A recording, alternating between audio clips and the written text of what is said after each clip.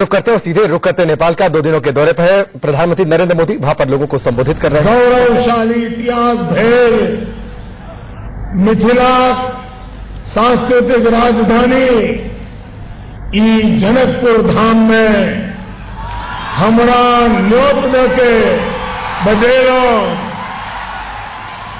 आई सम्मान देलो एकरा लेल हम संपूर्ण मिथिलवासी जनकपुरवासी आ प्रदेश नंबर 2 के संपूर्ण जनता के नमन करे हार्दिक आभार व्यक्त करे छी।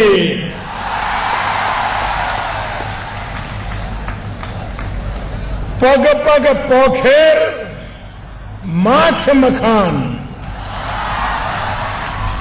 सरस बोल मुस्की मुखपान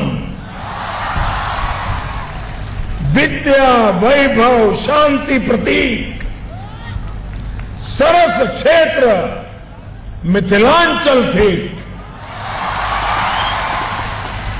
भाई और बहनों, अगस्त 2014 में जब मैं प्रधानमंत्री के तौर पर पहली बार नेपाल आया था तो संविधान सभा में ही मैंने कहा था कि जल्द ही मैं जनकपुर आऊंगा। मैं सबसे पहले आप सबकी क्षमा चाहता हूं क्योंकि मैं तुरंत आ नहीं सका। आने में मुझे काफी विलंब हो गया और इसलिए पहले तो मैं आपकी क्षमा मांगता हूं, लेकिन मन कहता है कि शायद संभवतः सीता मैया जी ने ही आज भद्रकाली एकादशी का दिन ही मुझे दर्शन देने के लिए तय किया। मेरा बहुत समय से मन था कि राजा जनक की राजधानी और जगत जननी सीता की पवित्र भूमि पर आकर उन्हें नमन करूं। आज जानकी मंदिर में दर्शन कर मेरी बहुत सालों की जो कामना थी उस मनोकामना को पूरी कर एक जीवन में धन्यता अनुभव करता। मेरो यश पटक तो नेपाल भ्रमण प्रधानमंत्री को रूप में यंदा पनी प्रधान तीर्थ यात्री को रूप में आलेज। भाई और बहनों, भारत और नेपाल 2 देश, लेकिन हमारी मित्रता आज की नहीं त्रेता युग की है। राजा जनक और राजा दशरथ ने सिर्फ जनकपुर और अयोध्या को ही नहीं भारत और नेपाल को भी मित्रता और साझेदारी के बंधन में बांध दिया था। ये बंधन है राम सीता का, ये बंधन है बुद्ध का भी और महावीर का भी, और यही बंधन रामेश्वर में रहने वालों को खींचकर पशुपतिनाथ लेकर के आता है।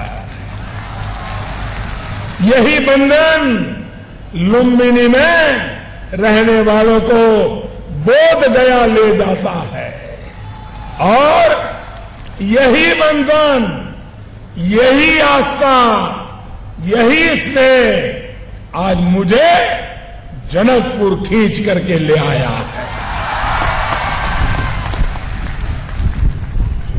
महाभारत रामायण काल में जनकपुर का, महाभारत काल में विराटनगर का, उसके बाद सिमरौनगढ़ का, बुद्ध काल में लुम्बिनी का, ये संबंध युगों युगों से चलता आ रहा है। भारत नेपाल संबंध किसी परिभाषा से नहीं, बल्कि उस भाषा से बंधे हुए हैं। ये भाषा है आस्था की, ये भाषा है अपनेपन की, ये भाषा है रोटी की, ये भाषा है बेटी की। ये मां जानकी का धाम है, ये मां जानकी का धाम है, और जिसके बिना अयोध्या अधूरी है। हमारी माता भी एक, हमारी आस्था भी एक, हमारी प्रकृति भी एक, हमारी संस्कृति भी एक, हमारा पथ भी एक, और हमारी प्रार्थना भी एक, हमारे परिश्रम की महक भी है, और हमारे पराक्रम की गुंज भी है। हमारी दृष्टि भी समान और हमारी सृष्टि भी समान है। हमारे सुख भी समान और हमारी चुनौतियां भी समान है।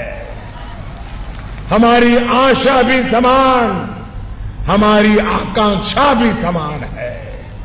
हमारी चाह भी समान और हमारी राह भी समान।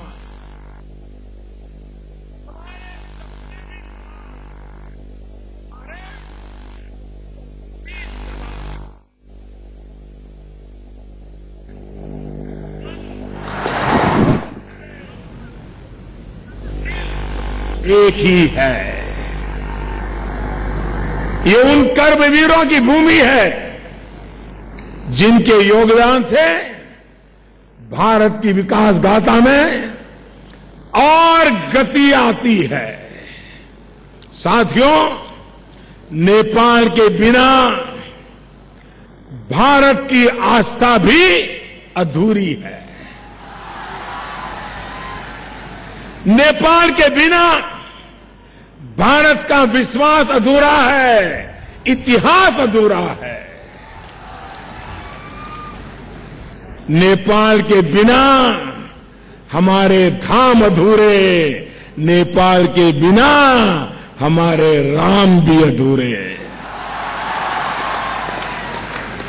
भाइयों और बहनों, आपकी धर्मनिष्ठा सागर से भी गहरी है और आपका स्वाभिमान सागर माथा से भी ऊंचा है। जैसे मिथिला की तुलसी भारत के आंगन में पावनता, शुचिता और मर्यादा की सुगंध फैलाती है, वैसे ही नेपाल से भारत की आत्मीयता इस संपूर्ण क्षेत्र को शांति, सुरक्षा और संस्कार की त्रिवेणी से सींचती है।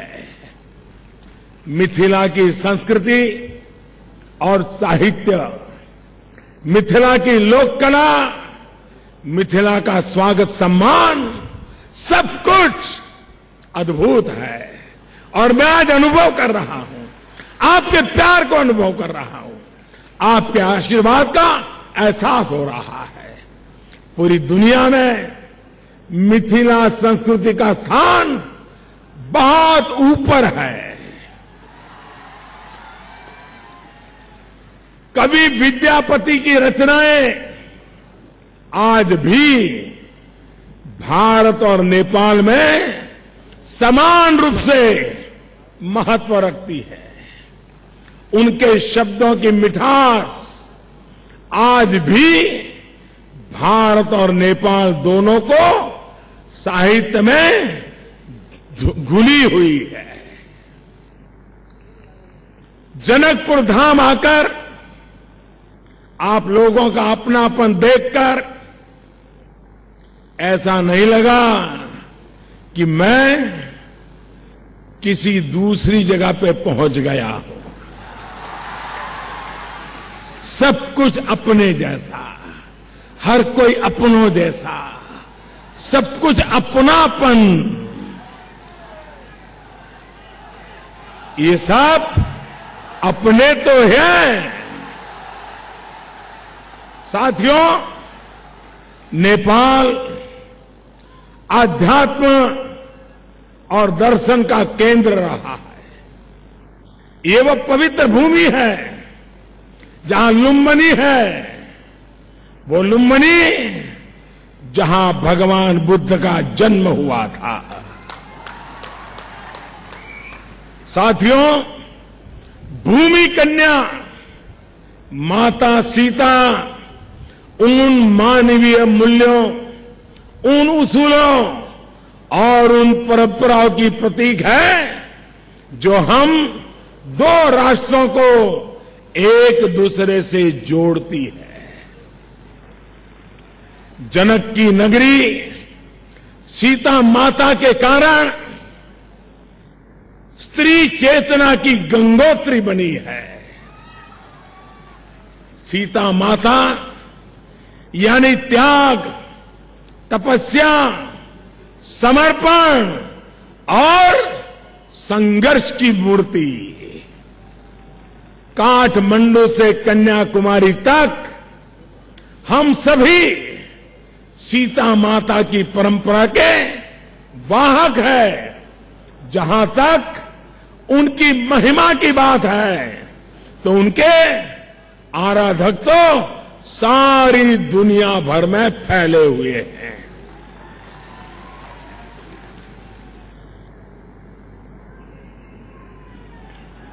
ये वो धरती है जिसने दिखाया कि बेटी को किस प्रकार सम्मान दिया जाता है। बेटियों के सम्मान की ये सीख आज की सबसे बड़ी आवश्यकता है। साथियों, नारी शक्ति की हमारे इतिहास और परंपराओं को संजोने में भी एक बहुत बड़ी भूमिका रही है। अब जैसे यहां की मिथिला पेंटिंग्स को अगर उसको देखें तो इस परंपरा को आगे बढ़ाने में सबसे अधिक योगदान हमारी माताओं, बहनों का, महिलाओं का रहा है। और मिथिला की यही कला आज पूरे विश्व में प्रसिद्ध है। इस कला में भी हमें प्रकृति की, पर्यावरण की चेतना हर पल नजर आती है। आज महिला सशक्तिकरण और जलवायु परिवर्तन की चर्चा के बीच मिथिला का दुनिया को यह बहुत बड़ा संदेश है। राजा जनक के दरबार में और अष्टावक्र जैसे विद्वान का होना यह भी साबित करता है कि शासन के साथ साथ विद्वता और अध्यात्म को कितना महत्व दिया जाता था। राजा जनक के दरबार में लोक कल्याणकारी नीतियों पर विद्वानों के बीच बहस होती थी। राजा जनक स्वयं उस बहस में सहभागी होते थे और उस मंथन से जो नतीजा निकलता था उसको प्रजा के हित में, जनता के हित में और देश के हित में वे लागू करते थे। राजा जनक के लिए उनकी प्रजा ही सब कुछ थी। उन्हें अपने परिवार के रिश्ते नाते किसी से कोई मतलब नहीं था। बस दिन रात अपनी प्रजा की चिंता करने को ही उन्होंने अपना राजधर्म बना दिया था। इसलिए ही राजा जनक को विदेह भी कहा गया था। विदेह का अर्थ होता है जिसका अपनी देह यानी शरीर से भी कोई मतलब न हो और सिर्फ जनहित में ही खुद को खपा दे, लोक कल्याण के लिए अपने आप को समर्पित कर दे। भाइयों और बहनों, राजा जनक और जन कल्याण के इस संदेश को लेकर ही आज नेपाल और भारत आगे बढ़ रहे हैं।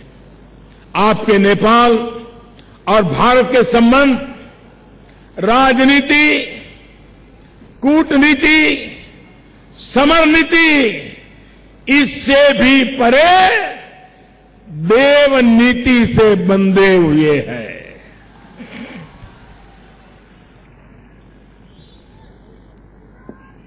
व्यक्ति और सरकारें आती जाती रहेगी, पर यह हमारा संबंध अजरा अमर है।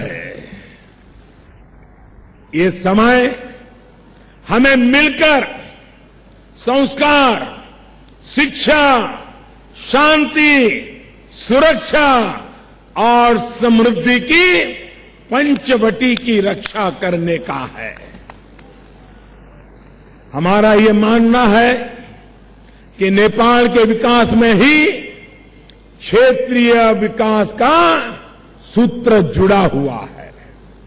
भारत और नेपाल की मित्रता कैसी रही है, इसको रामचरितमानस की चौपाइयों के माध्यम से हम भली भांति समझ सकते हैं। जेन मित्र दुख होई दुखारी, तिन्ही विलोकत पातक भारी। निज दुख गिरी सम रज करी जाना, मित्रक दुख रज मेरु समाना। यानी जो लोग मित्र के दुख से दुखी नहीं होते, उनको देखने मात्र से ही पाप लगता है। और इसलिए अगर आपका अपना दुख पहाड़ जितना विराट भी हो तो उसे ज्यादा महत्व मत दो, लेकिन अगर मित्र का दुख धूल जैसा भी हो तो उसे पर्वत जितना मान करके जो कर सकते हो करना चाहिए। साथियों, इतिहास साक्षी रहा है, जब जब एक दूसरे पर संकट आए, भारत और नेपाल दोनों मिलकर खड़े हुए। हमने हर मुश्किल घड़ी में एक दूसरे का साथ दिया है। भारत दशकों से नेपाल का एक स्थायी विकास का साझेदार है। नेपाल हमारी नेबरहुड फर्स्ट ये पॉलिसी में सबसे आगे आता है, सबसे पहले आता है। आज भारत दुनिया की तीसरी बड़ी, सबसे बड़ी अर्थव्यवस्था बनने की ओर तेज गति से आगे बढ़ रहा है। तो आपका नेपाल भी तीव्र गति से विकास की ऊंचाइयों को आगे चढ़ रहा है। आज इस साझेदारी को नई ऊर्जा देने के लिए मुझे नेपाल आने का अवसर मिला है। भाइयों और बहनों, विकास की पहली शर्त होती है लोकतंत्र। मुझे खुशी है कि लोकतांत्रिक प्रणाली को आप मजबूती दे रहे हैं। हाल में ही आपके यहां चुनाव हुए, आपने एक नई सरकार चुनी है। अपनी आशाओं आकांक्षाओं को पूरा करने के लिए आपने जनादेश दिया है। 1 वर्ष के भीतर 3 स्तर पर चुनाव सफलतापूर्वक कराने के लिए मैं आपको बहुत बहुत बधाई देता हूं। नेपाल के इतिहास में पहली बार नेपाल के सभी 7 प्रांतों में प्रांतीय सरकारें बनी है। ये न केवल नेपाल के लिए गर्व का विषय है, बल्कि भारत और इस संपूर्ण क्षेत्र के लिए भी एक गर्व का विषय है। नेपाल सामाजिक आर्थिक परिवर्तन के लिए एक नए चरण में प्रवेश कर रहा है, जो सुशासन और समावेशी विकास पर आधारित है। इस साल 10 साल पहले नेपाल के नौजवानों ने बुलेट छोड़कर बैलेट का रास्ता चुना। युद्ध से बुद्ध तक के इस सार्थक परिवर्तन के लिए भी मैं नेपाल के लोगों को हृदय से बहुत बहुत बधाई देता हूं। लोकतांत्रिक मूल्य एक और कड़ी है जो भारत और नेपाल की प्राचीन संबंधों को और नई मजबूती देती है। लोकतंत्र वो शक्ति है जो सामान्य से असामान्य जन को बेरोक-टोक अपने सपने पूरे करने का अवसर और अधिकार देती है। भारत ने इस शक्ति को महसूस किया है और आज भारत का हर नागरिक सपनों को पूरा करने में जुटा हुआ है। मैं आप सभी की आंखों में वो चमक देख सकता हूं कि आप भी अपने नेपाल को उसी राह पर आगे बढ़ाना चाहते हैं। मैं आपकी आंखों में नेपाल के लिए वैसे ही सपने देख रहा हूं। साथियों, हाल में ही नेपाल के प्रधानमंत्री आदरणीय श्रीमान ओली जी का स्वागत करने का अवसर मुझे दिल्ली में मिला था। नेपाल को लेकर उनका विजन क्या है, ये जानने को मुझे अवसर मिला। ओली जी ने समृद्ध नेपाल, सुखी नेपाली के सपने संजोए हुए हैं। नेपाल की समृद्धि और खुशहाली की कामना भारत भी हमेशा करता आया है, करता रहेगा। प्रधानमंत्री ओली जी को उनके इस विजन को पूरा करने के लिए 125 करोड़ हिंदुस्तानियों की तरफ से, भारत सरकार की तरफ से मैं बहुत बहुत शुभकामनाएं देता हूं। ये ठीक उसी प्रकार की सोच है जैसे मेरी भारत के लिए है। भारत में हमारी सरकार सबका साथ, सबका विकास के मूल मंत्र को लेकर के आगे बढ़ रही है। समाज का एक भी तबका, देश का एक भी हिस्सा विकास धारा से छूट न जाए, ऐसा प्रयास हम लगातार करते रहे हैं। पूरा पश्चिम, उत्तर पश्चिम हर दिशा में दौर, विशेष तौर पर हमारी सरकार का ध्यान उन क्षेत्रों में ज्यादा रहा है जहां अब तक विकास की रोशनी नहीं पहुंच पाई थी। इसमें पूर्वांचल यानी पूर्वी भारत जो नेपाल की सीमा से सटा है, इस पर विशेष ध्यान दिया जा रहा है। यूपी से लेकर बिहार तक, नॉर्थ ईस्ट पश्चिम बंगाल से लेकर उड़ीसा तक, इस पूरे क्षेत्र को देश के बाकी हिस्से के बराबर खड़ा करने का संकल्प हमने लिया है। इस क्षेत्र में जो भी काम हो रहा है, इसका लाभ निश्चित रूप से पड़ोसी के नाते नेपाल को सबसे ज्यादा मिलने वाला है। भाइयों और बहनों, जब मैं सबका साथ सबका विकास की बात करता हूं तो सिर्फ भारत के लिए ही नहीं, सभी पड़ोसी देशों के लिए भी मेरी यही कामना होती है। और अब जब नेपाल में समृद्ध नेपाल, सुखी नेपाली की बात होती है तो मेरा मन भी और अधिक हर्षित हो जाता है। 125 करोड़ भारतवासियों को भी बहुत खुशी होती है। जनकपुर के मेरे भाई और बहनों, हमने भारत में एक बहुत बड़ा संकल्प लिया है। ये संकल्प है न्यू इंडिया का। 2022 को भारत की आजादी के 75 वर्ष पूरे हो रहे हैं।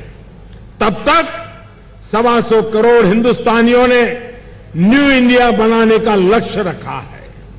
हम एक नए भारत का निर्माण कर रहे हैं, जहां गरीबी से गरीब व्यक्ति को भी प्रगति के समान अवसर मिले, जहां भेदभाव, ऊंच नीच को कोई स्थान न हो, सबका सम्मान हो, जहां बच्चों को पढ़ाई, युवाओं को कमाई और बुजुर्गों को दवाई ये प्राप्त हो,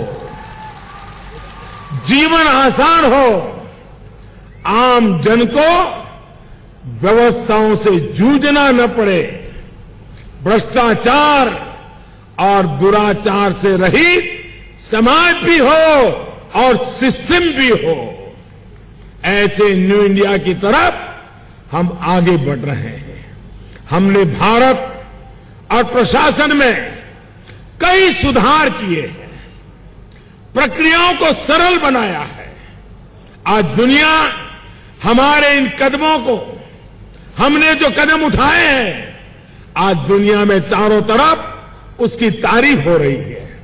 हम राष्ट्र निर्माण और जन भागीदारी का संबंध और मजबूत कर रहे हैं। नेपाल के सामान्य मानवी के जीवन को भी खुशहाल बनाने में योगदान के लिए 125 करोड़ हिंदुस्तानियों को बहुत खुशी होगी, ये मैं आज आपको विश्वास दिलाने आया हूं। साथियों, बंधुता तब और भी प्रगाढ़ होती है जब हम एक दूसरे के घर आते जाते रहते हैं। मुझे खुशी है कि नेपाल के प्रधानमंत्री की भारत यात्रा के तुरंत बाद मुझे आज यहां आपके बीच आने का अवसर मिला है। जैसे मैं यहां बार बार आता हूं, वैसे ही दोनों देशों के लोग भी बेरोक टोक आते जाते रहने चाहिए। हम हिमालय पर्वत से जुड़े हैं, तराई के खेत खलियानों से जुड़े हैं, अनगिनत कच्चे पक्के रास्तों से जुड़े हैं, छोटी बड़ी दर्जनों नदियों से जुड़े हुए हैं और हम अपनी खुली सीमा से ही जुड़े हुए हैं। निश्चित मैं समीप कर लूंगा, हमें हाईवे से जुड़ना है, हमें इंफॉर्मेशन वेज यानी आईवेज से जुड़ना है, हमें ट्रांसवेज यानी बिजली की लाइन से भी जुड़ना है, हमें रेलवे से भी जुड़ना है, हमें कस्टम चेकपोस्ट से भी जुड़ना है, हमें हवाई सेवा के विस्तार से भी जुड़ना है, हमें इनलैंड वाटरवेज से भी जुड़ना है, जल मार्गों से भी जुड़ना है। जल हो, थल हो, नभ हो या अंतरिक्ष हो, हमें आपस में जुड़ना है।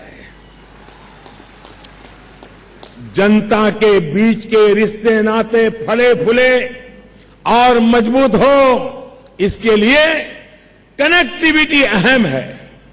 यही कारण है कि भारत और नेपाल के बीच कनेक्टिविटी को हम प्राथमिकता दे रहे हैं।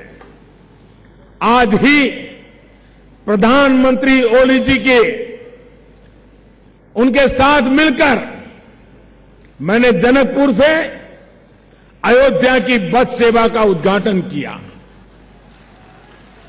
पिछले महीने प्रधानमंत्री ओली जी और मैंने वीरगंज में पहली इंटीग्रेटेड चेक पोस्ट का उद्घाटन किया था।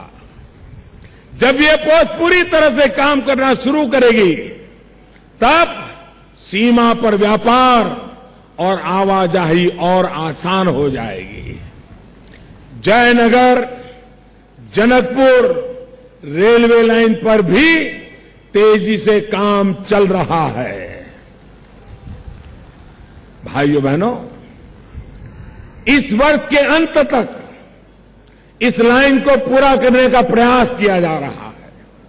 जब ये रेल लाइन पूरी हो जाएगी तब नेपाल भारत के विशाल रेल नेटवर्क से भी जुड़ जाएगा। अब हम बिहार के रक्सौल से होते हुए काठमांडू को भारत से जोड़ने के लिए तेज गति से आगे बढ़ रहे हैं। इतना ही नहीं, हम जलमार्ग से भी भारत और नेपाल के जोड़ने का प्रयास कर रहे हैं। नेपाल जल्द भारत के जलमार्गों के जरिए समुद्र से भी जुड़ जाएगा।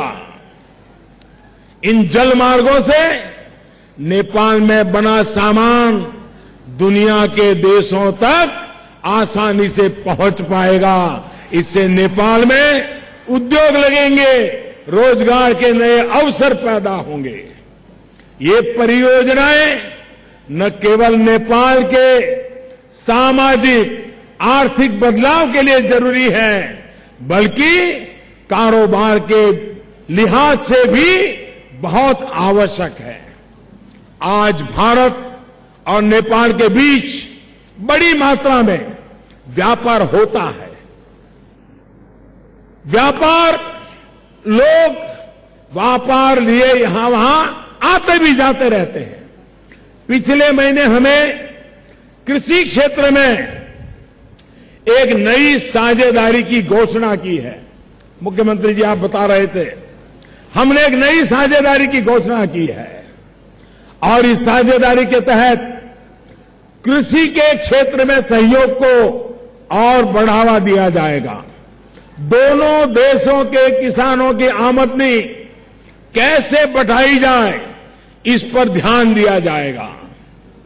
खेती के क्षेत्र में साइंस और टेक्नोलॉजी के इस्तेमाल में हम सहयोग बढ़ाएंगे।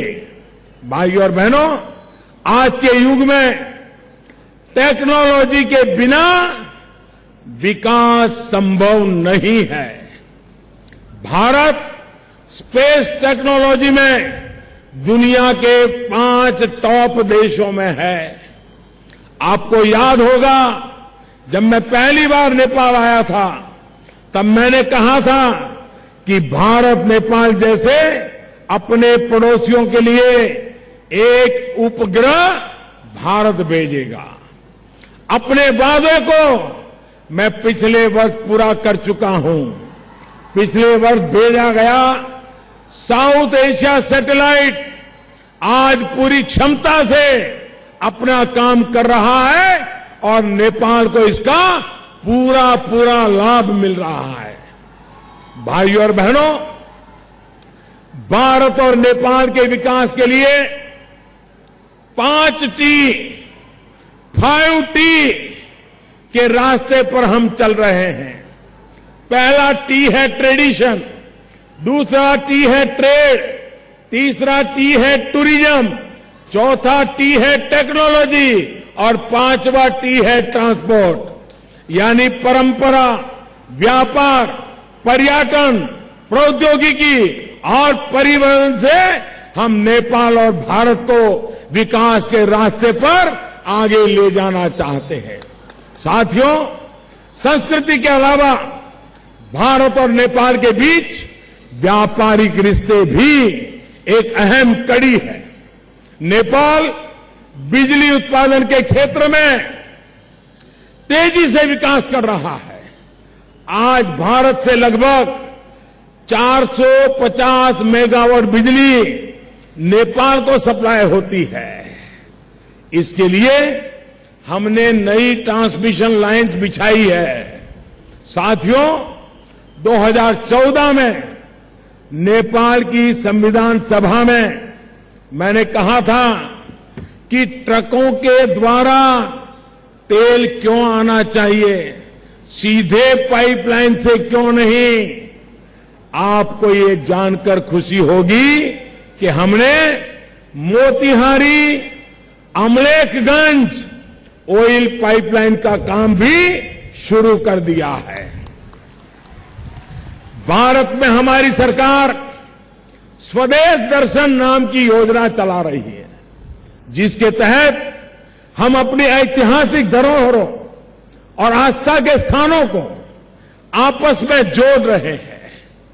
रामायण सर्किट में हम उन सभी स्थानों को जोड़ रहे हैं जहां जहां भगवान राम और माता जानकी के पग पड़े हैं। अब इस कड़ी में नेपाल को भी जोड़ने की दिशा में हम आगे बढ़ रहे हैं। यहां जहां जहां रामायण के निशान हैं, उन्हें भारत के बाकी हिस्सों से जोड़ करके श्रद्धालुओं को सस्ती और आकर्षक यात्रा का आनंद मिले और वो बहुत बड़ी मात्रा में नेपाल आए, यहां के टूरिज्म का विकास हो। भाइयों और बहनों, हर साल विवाह पंचमी पर भारत से हजारों श्रद्धालु अवध से जनकपुर आते हैं। पूरे साल भर परिक्रमा के लिए भक्तों का तांता लगा रहता है। श्रद्धालुओं को कोई दिक्कत न हो, इसलिए मुझे ये घोषणा करते हुए खुशी है कि जनकपुर और पास के क्षेत्रों के विकास की नेपाल सरकार की योजना में हम सहयोग देंगे। भारत की ओर से इस काम के लिए 100 करोड़ रुपयों की सहायता दी जाएगी। इस काम में नेपाल सरकार और प्रोविंशियल सरकार के साथ मिलकर प्रोजेक्ट्स की पहचान की जाएगी। ये राजा जनक के समय से परंपरा चली आ रही है कि जनकपुर धाम ने अयोध्या को ही नहीं, पूरे समाज के लिए कुछ न कुछ दिया है।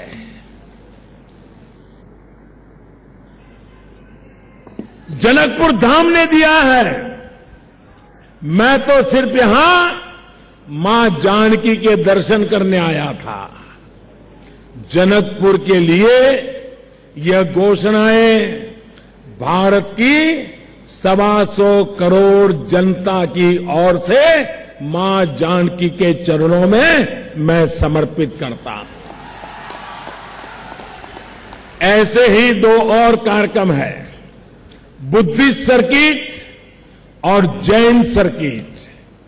इसके तहत बुद्ध और महावीर जैन से जुड़े जितने भी संस्थान भारत में हैं, उन्हें आपस में जोड़ा जा रहा है। नेपाल में बौद्ध और जैन आस्था के कई स्थान हैं। ये भी दोनों देशों के श्रद्धालुओं और पर्यटकों के लिए एक अच्छा हमारा बंधन बढ़ाने का काम हो सकता है। बरबीघा में नागरिक अभिनंदन